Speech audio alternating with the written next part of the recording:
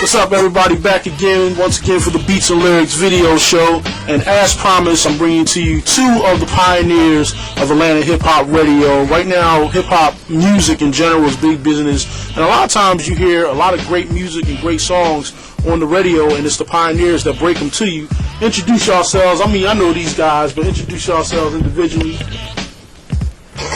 I'm talib, shabazz, Randall Moore. All right, talib, shabazz, Randall Moore. These guys basically break it down. Yeah, we were the from what was that 1989 to present. We started the 88.5 Rhythm and Vibe show. Mm-hmm. I was a host from 91 to 95, 94, 95. Yeah, I think 94. Yeah, and Randall 89 to 99. So I'm in 10 years. Old geezer. So basically, what was the climate like back then with hip-hop music? Because 88.5 is actually like the largest college pretty frigid radio station. that's putting it lightly, yo. Yeah, but a lot of people don't know, like 88.5 is the largest college radio station in terms of wattage around the country.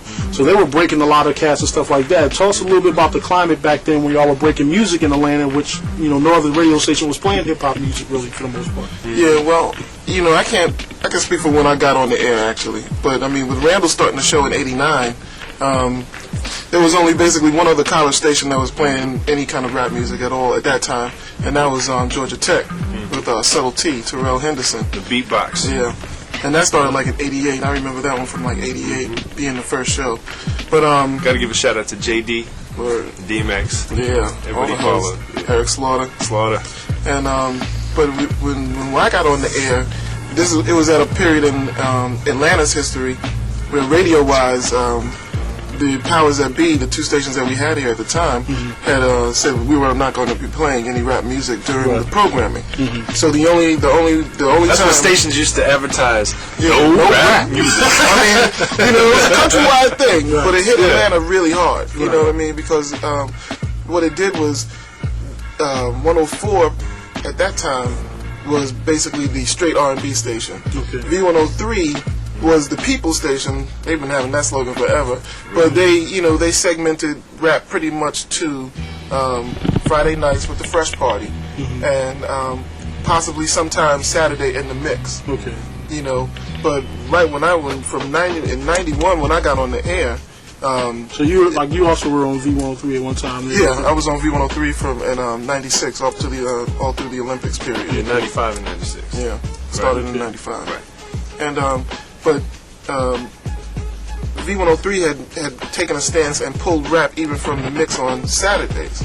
So really, the only time that you would hear it was either during Ryan's show, Ryan Cameron, either during his show from 6 to 10, which you didn't hear a lot, and then Friday nights, the little Fresh Party mix with Tommy Fix. They wouldn't even play Bell Biv Poison. They would only play the instrumental. Yeah, I mean, that was Atlanta. What was that other In Vogue song that had a little rap part in it? Lies, I think, that they pulled the rap version off of. Right. You know what I'm saying? So Yeah.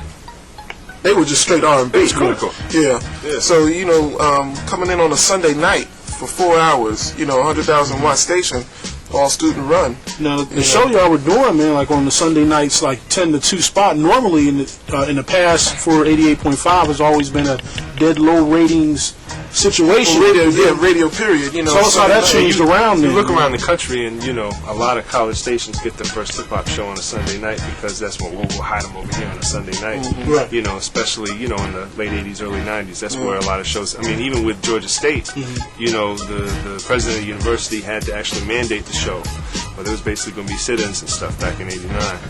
And you know, they stuck us on Sunday. He said, "You're going to put a 4-hour show on the air, prime time." Of course, they picked the worst night of the week, Sunday night, when people really can't be staying up. So I mean, and that happens all around the country. You know what I'm saying? Even today, I didn't know y'all were gonna do some sit-ins, man. Yeah. It's gonna get Yeah, okay. For the hip hop. He's always been involved with the revolution, basically.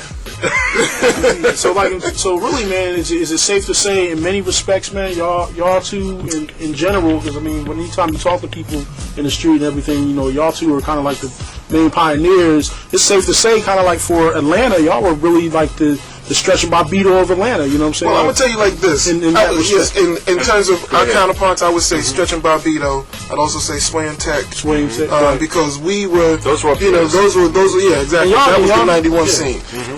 But before that, there was Kiss 104 had Kiss Rocks the Spot. Kiss Rocks the Spot with MC Shabazz, who came to also be Shabazz from Earwax. You know what I'm saying? And those old little dynamic breakers and stuff. You know what I'm saying? So Larry Steele, who was the music director.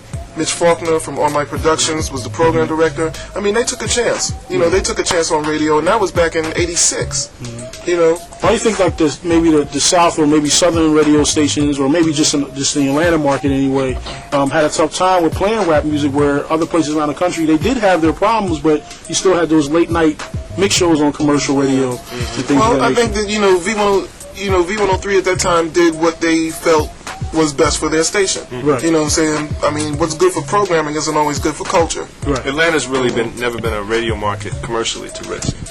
No, there's always been a safe market. Yeah. It's always been a safe market. I've been told that one of the program directors, who very influential, powerful man, was like, yo, his motto was, I'd rather be late on a hit than early on a dog. You know what I mean? And that, again, that's safe radio. Right. That's radio that wins. And V103 was a winning station. There was no reason to change their format. Indeed. We're gonna go to a video. We're gonna talk with these with some more with these brothers in a minute. Check out this next video. We'll be right back. Beatz and Lyrics Show.